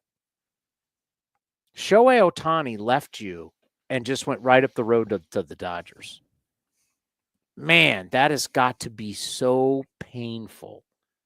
That just, it would have been like if Zito left the A's and went to the Giants and he's winning Cy Young Awards, right? You just got to watch that. Oh, my God. Right? It's just it's miserable. How often does that have? It could happen this year with the Yankees and the Mets. If Juan Soto has just a brilliant year and the Yankees fall off and Juan Soto's winning the National League MVP, that's rough. How many times in the history of sports has your best player, because it only can happen in so many markets, right? How many times in the history of sports can you go across the street, take your skills and go across the street and just make the other fan base just wear it for years? Trying to think. I guess you could say Babe Ruth to Boston. That wasn't the same market, but obviously rivals. That was really tough. I'm just trying to think like where in the history of sports has the guy left gone across the street? This is one of the worst ones you've ever seen. Yeah, I'm with you. I'm trying to think because with the two-team markets, because the Mets and Yankees kind of had a pact for a long time. You stay on that side of the street, I'll stay on this side of the street. Right? They didn't hunt their own. You didn't see Yankees or the Mets coming in and hunting the other teams. They had like a pack. We're not going to – this is the biggest market. This can get nuts. We're not going to be fighting each other for our own players until now. I can't think of any good players that played for the Kings or the Ducks or the Clippers and the Lakers that are. Can't think of like the Clippers had somebody stolen from them by the Lakers. Knicks, Nets can. Yeah, no, it's tough because they're really. I mean, did Bernard King play for the Nets too? I want to say that's a long time ago. Yeah, but just thinking like Chicago teams, it'd be a Jordan. Well, they only have one basketball team, so they only have one hockey team. So I'm thinking about two teams. It doesn't. That's what I'm saying. It doesn't happen often, right? Jerry Rice to the Raiders. I was thinking Rice to the Raiders was one. Ronnie Lott to the Raiders. Wasn't Charlie Garner a 49er? Yes. There's another one. There's a bunch Romo. There's a bunch of Bill Romanowski. There's a bunch of 49ers going to the Raiders. But still, I mean, Shohei Ohtani in his prime. Rice wasn't in his prime. I mean, this is he left you and went 50-50 and won the World Series, and you got to see it everywhere. Billboards, commercials, everywhere on Twitter, everywhere online. Ohtani. I mean, everywhere we go, there's Dodger stuff everywhere. There's Dodger stuff everywhere here in Northern California. It's annoying. Front runners. Bunch of front runners. I mean, it's true. We're in San Jose, California. And you walk around, you see Dodger stuff. Why the hell is there Dodger stuff in San Jose, California? Yeah, I don't know how many people. I don't know if people just wear the hat because it's the Dodger hat and they think it's cool, or if they're actually. I'm going to go with they're actually just wearing the hat. I saw it last night. Last night I did a prime rib dinner thing. There was this prime rib dinner special that a bunch of us went to, and this lady had on the World Championship hat, Dodger thing. I'm like, really? Are you from LA? I mean, but that they're riding high. Everybody loves a winner. Winning is the greatest deodorant of all time. All right, let's get into today's Diamond Notes. We're going to have to come up with a sounder. If we're going to be doing this on NBC, I think we got to come up with a sounder. I don't know what to do yet, but I think we got to come out. Diamond Notes every day is going to be what we do on the show. We're going to also do it on NBC for the pregame show. And it's essentially what is going on with the A's and what's going on in baseball to keep you updated. As we've always said, we cover the sport. We cover the A's, but we cover the sport. Steve Sack's going to join us here at the bottom of the hour. Big news today. It always is scary, especially this time of the year, is when you hear a player gets hit somewhere, hand, wrist. Zach Geloff hit yesterday. X-rays are negative. He's a big X factor this year. Zach Geloff is a big, big factor. Because if Geloff performs the way we think he can perform, and that kind of goes hand in hand with me with Lawrence Butler, what the future of this team is. I'm taking Rooker out because Rooker is an older guy compared to them and really have them flourish for a long, long time. That was big news. The Ohtani's news is par for the course in baseball. Reliever throws really hard on the shelf, and it's not elbow, it's shoulder. And he's going to be shut down. When a guy gets shut down, inflammation, shut him down, let it die down. But you now got to go through a whole throwing program again. And during that program, you got to make sure everything's all right. So when you get shut down, do not throw, it's like anything else in life. Don't do anything for 10 days. That's a long time for a young man. 10 days, nothing. Advil and don't do anything. And I'm sure there's more, but you get what I'm saying. And then you're going to be like, okay, reevaluate. Okay, now what? Well, I feel better. So it starts out, you're going to do a lot of strength training for the shoulder. Then you'll get into a little light toss. Well, season's already started, and you're only doing the light toss. But don't feel anything. Okay, that's good. Now we'll go to 90 feet, 120 feet. We'll get to long toss. All still feel pretty good. Then you'll get back on the mound, and now you're well into the season. And it's times like this where it's really important for training staffs to be able to rein the player in because he sees the games going on. He's chomping at the bit to get this thing going. And you got to protect him from him. But you'll get on the mound. It's going to be a while before they're going to want him to let it loose. So this 1-2 punch that we saw, and you throw Leclerc in there, but this 1-2 punch of Mason Miller blowing 100 and Ohtani is throwing 98, 99 up to 100, not going to have that to start the year. Next man up mentality. Real quick on Geloff, Martin Gallegos, who he put it out there about the x-rays and everything. Apparently, Geloff was taking ground balls today, so that's a good sign. Very good sign. Joey Estes going to start the home opener. Presumably, because he's the fifth. Well, they haven't put the rotation order out, but I assume he would be the fifth starter. So he would probably start the home opener in West Sacramento. Joey Estes starting the fifth game, which will be the home opener in Sacramento. The first ever game for the Athletics. And it's going to be a game that will probably be something like we'll never see again in our careers. We've never seen this. We have never seen a team leave a town, go to another town, and it's temporary. And then you're moving to another town after that. And there's going to be eyeballs everywhere on this game. And you're playing the Cubs. They have a massive fan base around this country. There's going to be a lot of people in our sport and people who are maybe not cover baseball, but everybody wants to go where the story is. This will be a big story. And Joey Estes, we've downplayed it. Maybe we'll talk more about it on Monday. We're off tomorrow. But this first game in Sacramento, there's going to be a lot of people paying attention to it.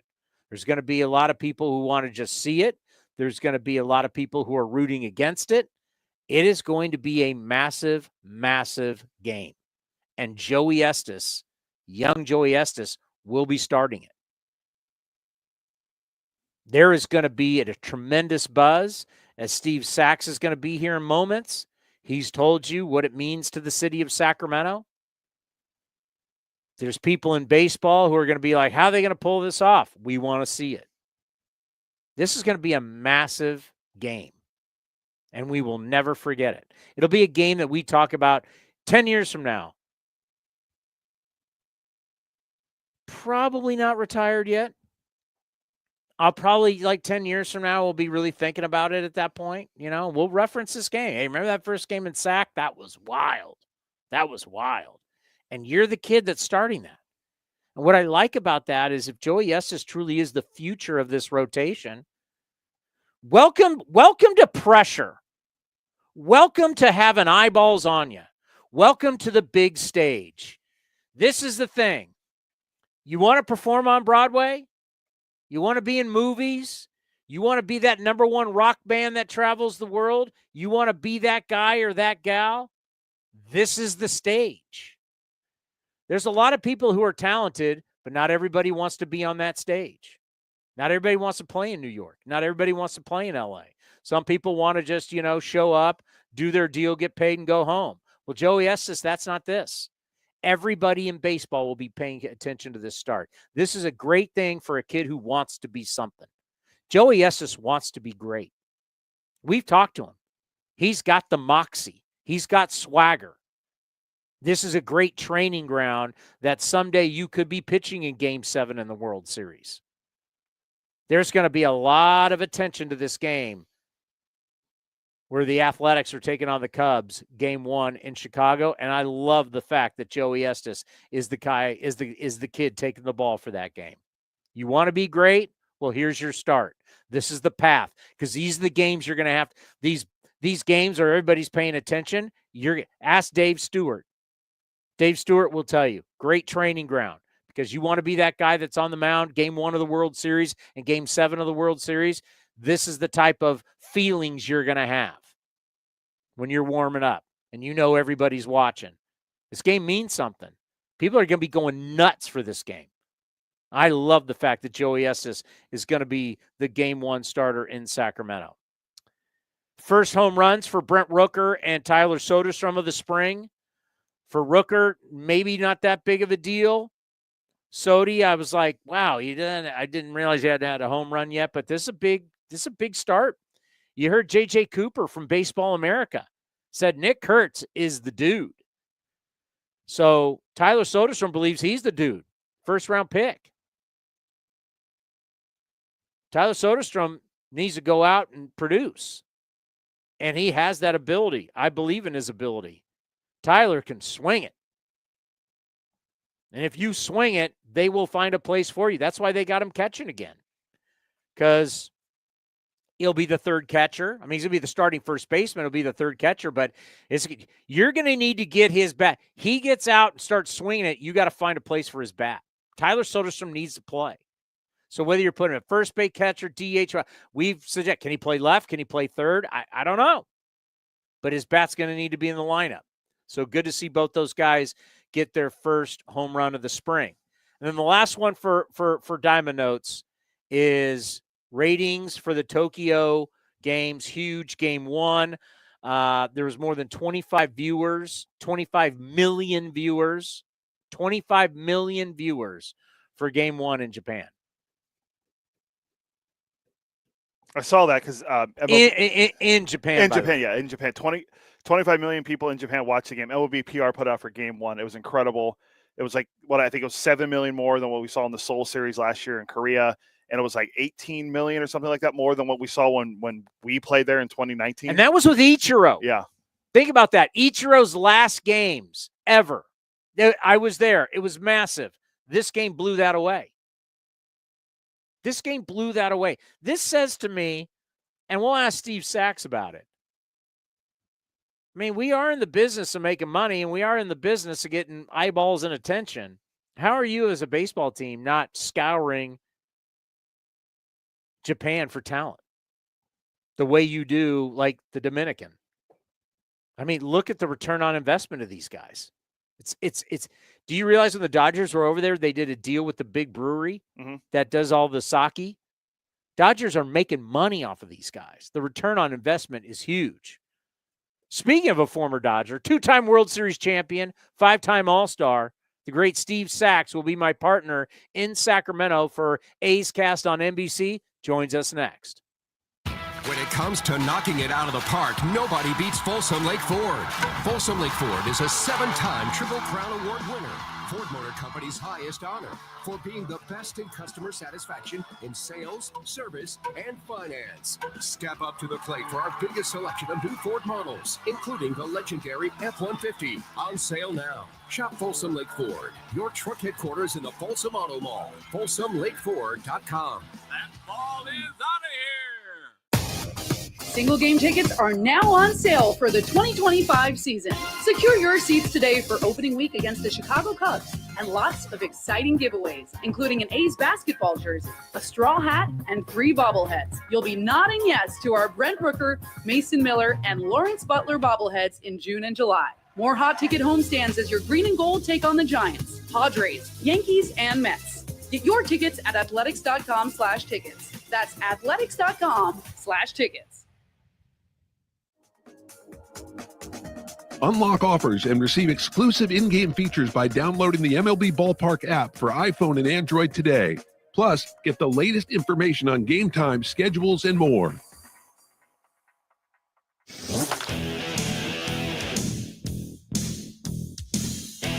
New A's starting pitcher Jeffrey Springs outlines the similarities between the young A's to his old team in Tampa Bay. A lot of similarities in a lot of the ways, in the sense of like young guys, a lot of talented, young players that are establishing themselves or have, established themselves in the last year or two, and really finding, their way, their path, and kind of, making the adjustments. So it's exciting, watching, the guys throw, the guys hit, and then, like you said, competing against them the last couple of years. The talent, it's exciting, when you kind of have younger guys that are hungry and eager to play.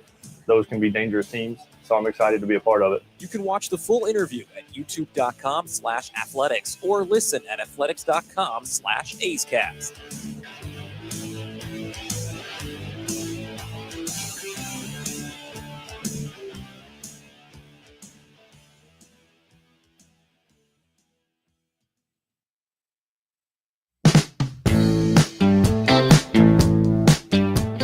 Athletics DH Brent Rooker joined Towny on A's Cast Live during his extension press conference to discuss becoming the face of the franchise. It's been a wild ride. It's crazy. Yeah, it's happened quick. In a sense, and it feels like for me, in a sense, it's kind of taken a long time, obviously, because it took a little bit later into my career for things like this to start to develop. But it's been crazy. It's been fun.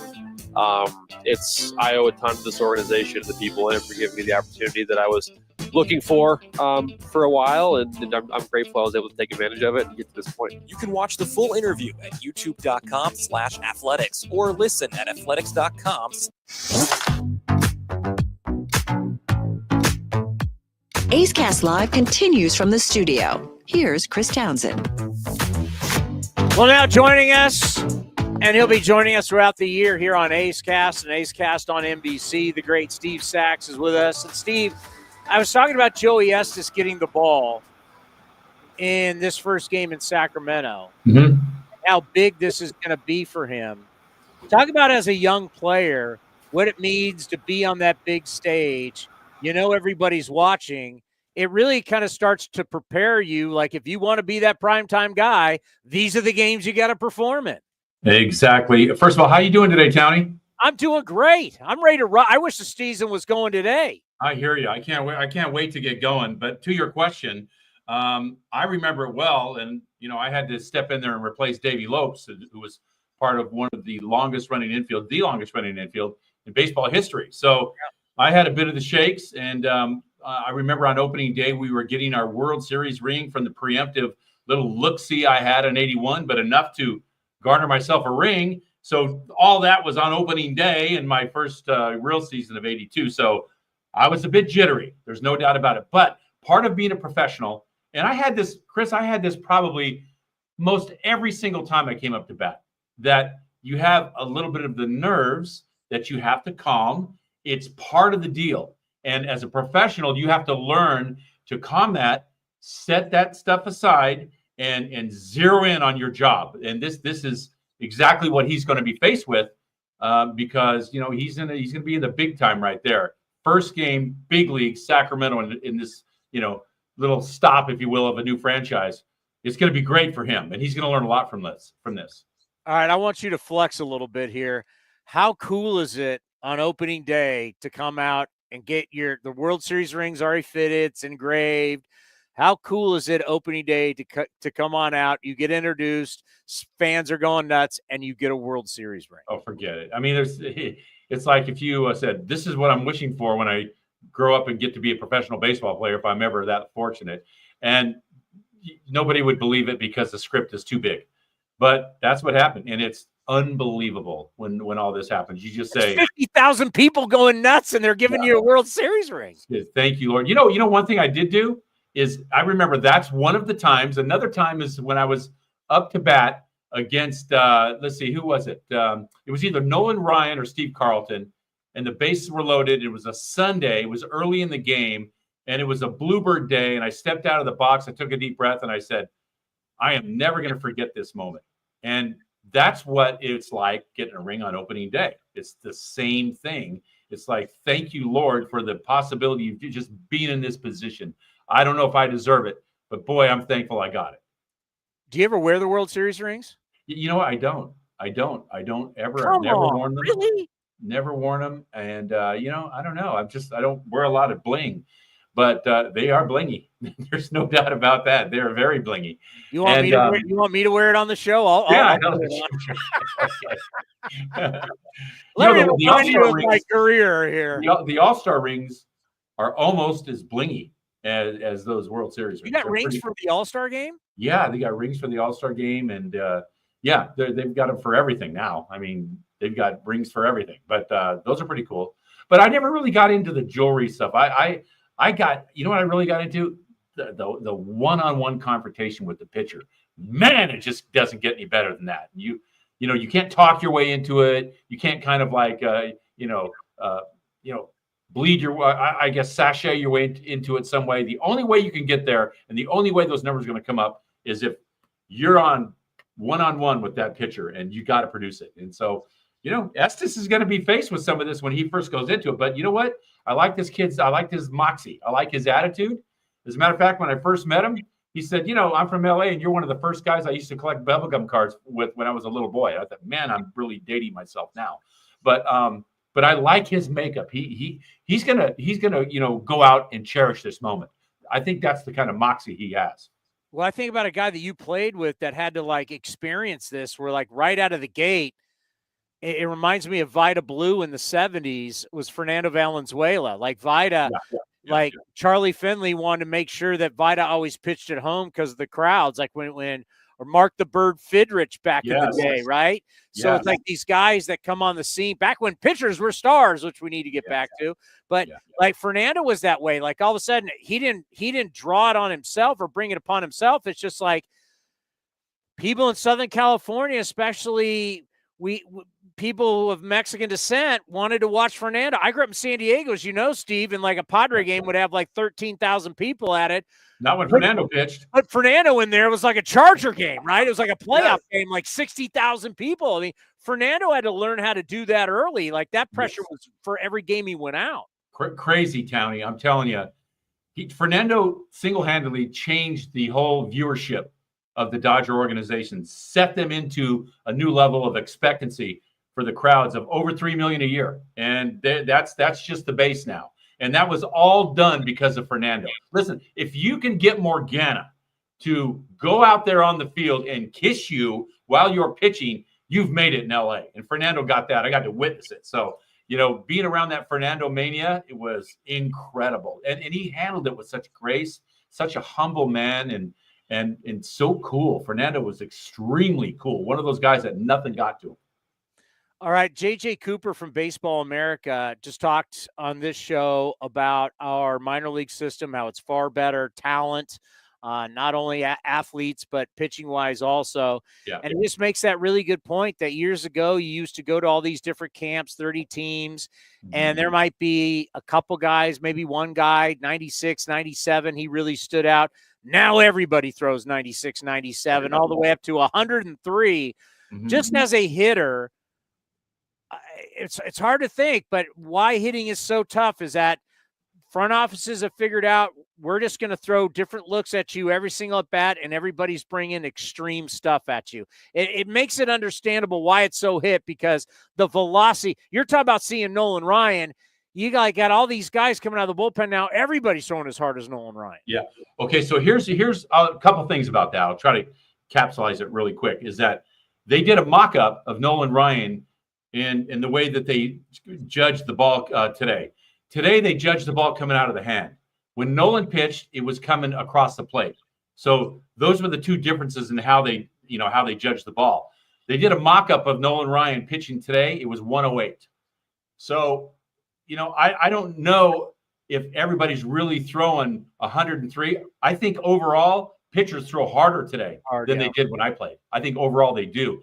But I don't know if that discrepancy between coming out of the hand and coming out of the plate, that's up for discussion. That's one thing.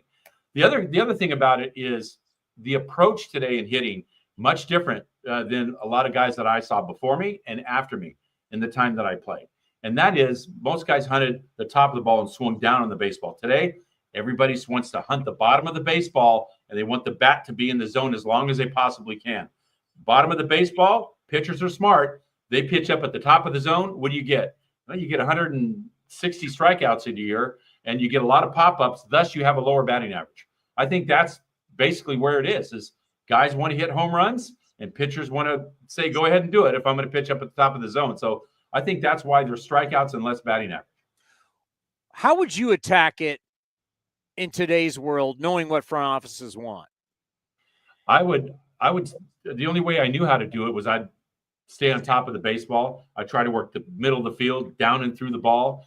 And if they shifted on me, I would try to utilize that to my advantage and try to hit the ball. I hit the ball all over the field, so I don't know if they'd be shifting on me, but I would try to steal, Chris. I would use the top of the ball and try to hit the middle of the field. Chris, I don't know if I could play today. I don't know if a team would want me to play in their team because I didn't hit home runs and I never tried to hit home runs. So I would either have to change the way my approach was, or maybe I wasn't going to be an MLB player because I don't know if I'd be good enough. How about the humility right there? Really, all those bags you stole, the athleticism, I think watching all these guys hit 217, I think you'd be okay. Well, I can hit 217 right now. No, I'm just kidding.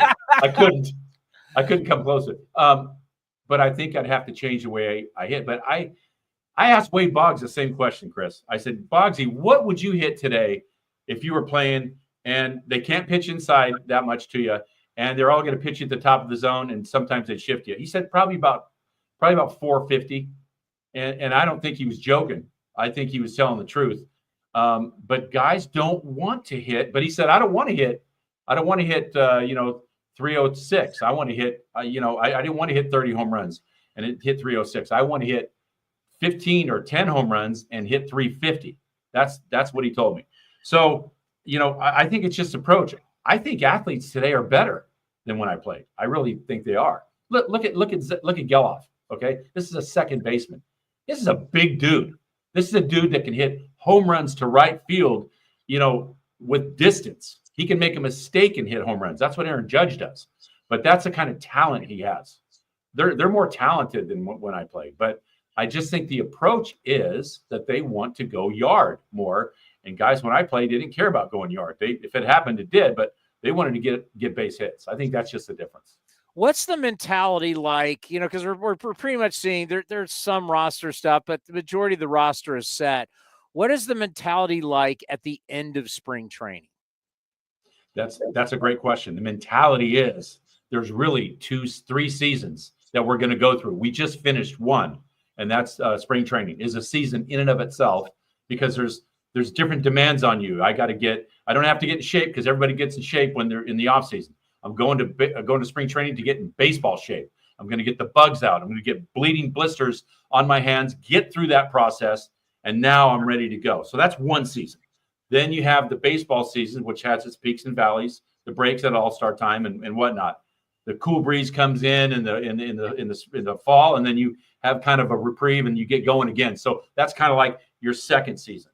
And then the third season, of course, is postseason. So I think coming out of spring training, you can say, okay, we got this part done, and this is a tough part in spring training. We got this part done.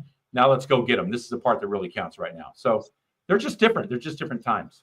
And getting off to a good start is so important, because you talk to players and it's something that they're not, it's hard to ask them, and you're really not going to get a good answer when a guy's struggling earlier in the year. It's after the season when you talk to him and you say, hey, you were struggling early. Yep. You continued to press. And the problem with that is when you're pressing, you want to get it all back in one at bat. You want to get it all back in one game. And when you start out and you look at the scoreboard and you're hitting 197, you can't get, it's a game of math. You can't get it back on. You got to get consistent. So how tough is it for you when you get into that rut early to dig yourself out? Oh man, it is so hard. I mean, you want to get 2 hits every time you get one at bat, like you said. And it's tough. And what you got to say is you got to analyze it, and you got to say, how's the ball coming off the bat? Am I running into some tough luck? That type of thing. And if you can't lie to yourself. And if you think, man, I'm really hitting the ball good, I'm hitting the ball the other way, or I'm going with the pitch, or I'm hitting the hanging, curveballs pretty well. And, I'm digging into that fastball and I'm making good contact. I'm hitting in a lot of tough luck right now. And sometimes that happens. I had a year in 1990 where I hit the ball exactly the same way that I did the year before. All the internal numbers were the same. And I hit over 315 in 89, and the next year I hit 260, and the next year I hit over 300 again. So what happened in that middle year? I'll tell you what happened in the middle year. I lined out about 40 sometimes. And you can have a year where you just have tough luck. And these guys know that. And there's nothing you can do about it because you can't guide it. It's too hard to hit. So you just got to try to hit it hard. And the rest is not up to you. So. All righty. You enjoy the rest of the weekend. We have tomorrow off. We'll talk to you on Monday. And that's really kind of we're getting ready for the season. So rest up, because after this, it's baseball season. Right. Thank you, Towny. Good being with you. All right, buddy. We'll talk to you on Monday. See you Monday. The great Steve Sachs will be my partner in Sacramento. A's Cast on NBC, which, of course, you'll get on 650 in Sacramento, and you'll also get on the Bowl in Las Vegas. We haven't really talked much to our friends in Las Vegas on KWNR-FM, The Bull, and HD2. But you guys will all you'll hear this show, then we'll get into a TV/terrestrial radio pregame show. You'll also hear the postgame show. And then after we get done with the TV postgame, we'll get back to our great A's Talk callers. Towny. There you go. Cannot wait. Cannot wait. Going to be a lot of fun. We're going to experiment some stuff today and then also on Monday. Got an idea for a thing called the MLB Minute. We're going to have some sounders on it, but it's where we're going to take, you got a minute to state your case about this topic. You got a minute. Are you ready? You have a clock ready? I do, yes. You tell me when you're ready and I'll start the clock. All right, I'm going to go first. Okay. I'll take the first one. Do the A's in 2025 have to have the same success that Rooker and Butler had last year? Now, they hit a combined 313, 44 home runs, 29 doubles, 114 RBIs over the final 76 games. Ready, go. You're damn right they do. Brent Rooker has to continue to be the guy because putting him in the middle of the order and him having a year like he had last year, I know it was a career year, even though the numbers are a little off, still, it makes everybody better. The way the guys are pitched in front of him, the way the guys are pitched behind him. Lawrence Butler, will he have the same numbers as the last 73 games? Maybe not, but he has to be around there. You've got to have your dynamic players. If you're going to compete and get to 81 wins and above, where now all of a sudden we're talking about you as a potential playoff team, these two guys got to carry the load. And everybody else will feed off of them. When you start talking about can Tyler Soderstrom, can Zach Geloff, can Gio Urshela, can all of these guys continue to do it? And I want to throw one more guy in there that has to repeat what he did last year. If the A's are going to have an opportunity, that's J.J. Bleday. The doubles, the home runs, the extra base hits, the defense in center field, they have to be the same if the A's are going to be legit contenders in 2025. Very well done. Just like minute 2, but perfect. Well, I can't see the clock. I don't know if we're going to have to do it to see it. All right, you're up. Downfall of the Astros. Oh, let me pull up my notes about this. Downfall. Notes. I didn't do notes. Oh, okay. Well, that's fine. You got a minute. You can't go to your fine. notes. No, that's fine. All right. All right. MLB Minute. Downfall of the Astros? And is it Jose Altuve in left field? Go. Downfall of the Astros, Alex Bregman now gone. Now a Boston Red Sox, there was turmoil there, which led to the idea of Jose Altuve, a two-time World Series champion and MVP, who isn't that bad at second base, but he can't throw. You're going to put him in left field for the Houston Astros. With the Crawford boxes, is going to be a difficult way to navigate at the Crawford boxes in Houston. Last 2 games, back-to-back nights, he dropped a fly ball in left field, trying to make the catch and throw someone out. Not great when he already doesn't have a good arm. Now, is he really that much better in left field than Yordan Alvarez, where I know they want to keep him healthy, but Yordan couldn't play X amount of games in left field, so Altuve can just stay at second base? Is he that bad that he has to play left field, so Mauricio Dubon has to play second base for Houston? It's just a travesty what they're doing. The Astros are really ruining the legacy of Jose Altuve if they want to stick him out there in left field and see him just kick and boot the ball around as a left fielder when he's really a second baseman with just a bad arm. But you didn't get to the downfall of the Astros. I can't say they're done yet. Oh, wow. I just don't. Wow. I mean, we've been saying it for years. You had a minute to say that, and you didn't say it. You just talked about Altuve. That was the biggest thing is Altuve. That's like you're taking the last guy left, and you're like he's the guy. Like he started the whole rebuild. I'm not going to say that your information was wrong, and I'm not going to say the delivery was bad, and you did it all in a minute. You just didn't answer the question. The downfall. It was either survive in advance. I'll get better the next time, okay. Coach. All right. Go to the next round. All righty. I will take on. Would you buy or sell if you're the Blue Jays? Oh, Bad Vlad Jr. Would you buy or sell? Because just to let you know, Mark Shapiro, the Jays president, thinks they're going to sign him. Obviously, the deal is going to be $500 million-ish plus. Some people believe that Bad Vlad, if he's a free agent and he has a great year, that he can get $700 million. Like, where's the return on investment on Bad Vlad Jr.? Are you serious? But so the question is, if I'm running the Jays, if I'm north of the border, great city. I'd live in Toronto a second.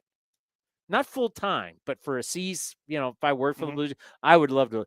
Toronto, if old Towny ball game is running the Blue Jays, would I buy or sell Bad Vlad Jr.? Are you ready? Yep. Go. I would buy in a second, and here's why. I have a lot of money. I am not an ownership group that's struggling. We have just reinvested over $300 million into the Sky Dome, the Rogers Center, whatever the hell they call it now. And the fans are just pumping in. We're the country. Our fan base is the country.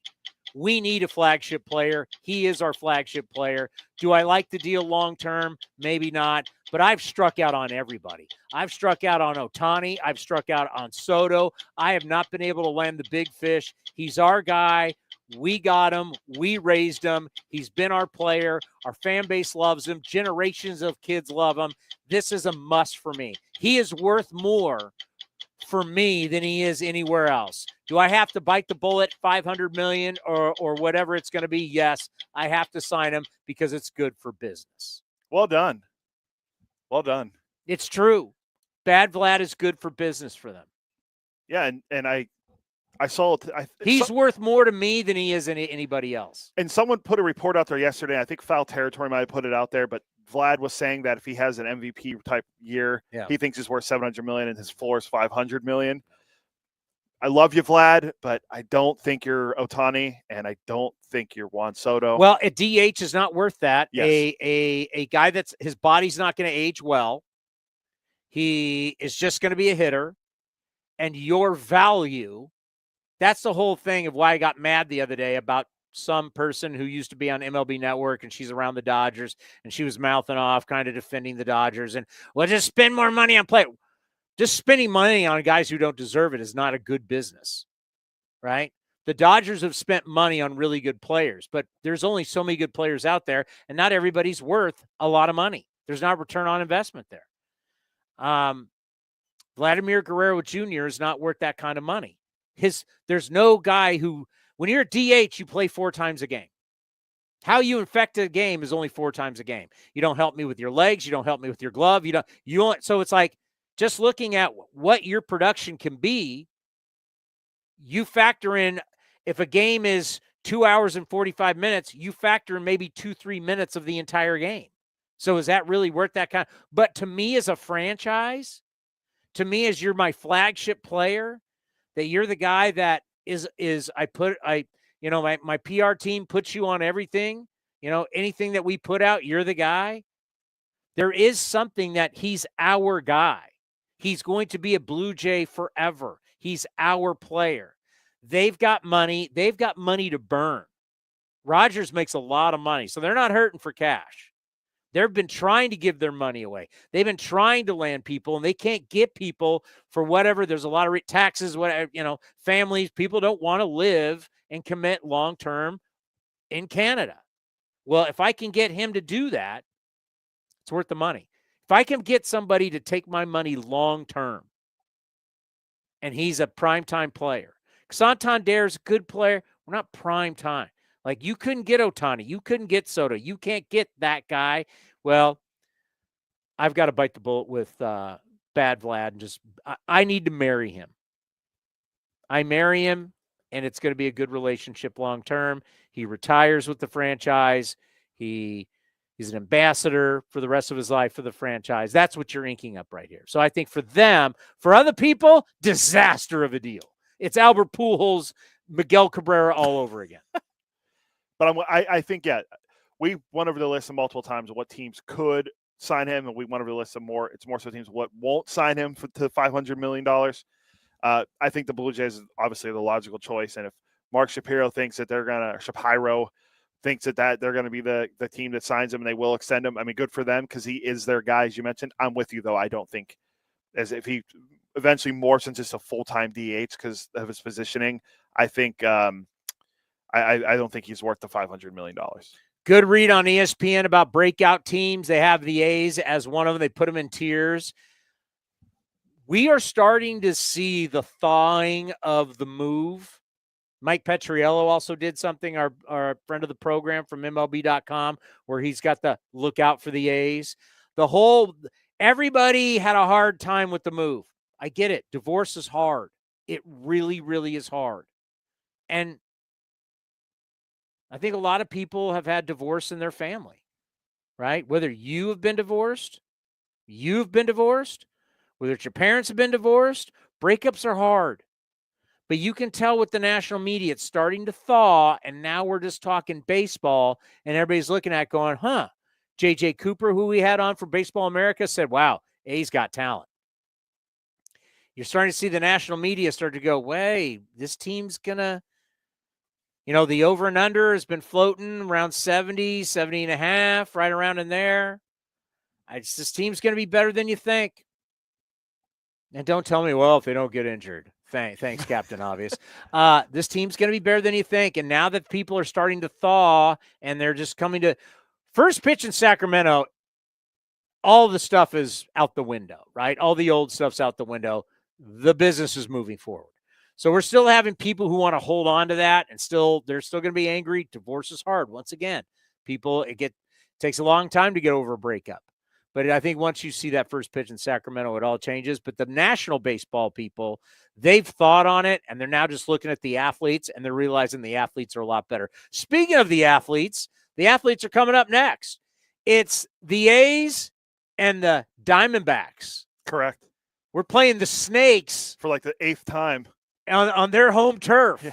Where are we? Where are we playing? We're at Arizona. Yeah, we're at Arizona, yeah. Oh, talking stick. Best ballpark, no doubt, in the in the Cactus League.